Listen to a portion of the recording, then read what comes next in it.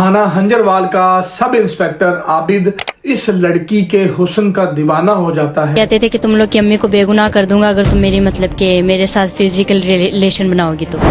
और इतना दीवाना होता है कि इस लड़की से मुतालबा करता है कि तुम मेरे साथ सो, यानी मेरा बिस्तर गर्म करो, मेरी रातें रंगीन करो, वरना मैं तुम्हारे ऊपर, तुम्हारी माँ के ऊपर, तुम्हारे भाई और भाभी के ऊपर झूठे मुकदमात दर्ज करूंगा, 302 का मुकदमा भी दर्ज कर दूंगा। ये मामला था, कहते थे कि तुम लोग की अम्मी को बेगुनाह कर दूंगा अगर तुम मेरी मतलब के मेरे साथ फिजिकल रिलेशन बनाओगी तो। मैंने कहा मैं इस तरह का रिलेशन नहीं रख सकती।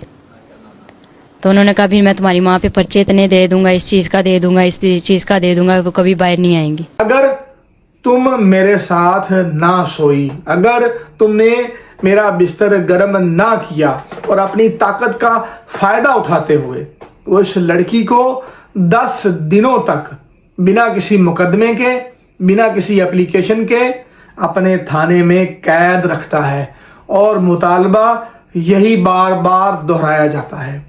ये जो लड़की एक हाथ से माजूर भी है, ये अपने भाई और भाभी को थाना हंजरवाल में मिलने के लिए जाती है, क्योंकि इसके भाई और भाभी को 302 के मुकदमे में गिरफ्तार किया जा चुका था।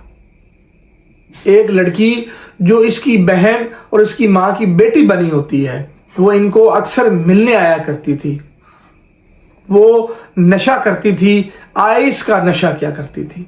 वो इनके घर में जब मौजूद होती है, अपने शौहर से लड़के आ जाती है, तो इन्हीं के घर के अंदर उसकी वफात हो जाती है, वो इस दुनिया से चली जाती है। इस लड़की के भाई जो मर चुकी है इन्हीं के घर में, वो इनके ऊपर मुकदमा दर्ज करवाते हैं इस लड़की के भाई और भाभी के ऊपर कि इनने उसे जहर दे के मार दिया।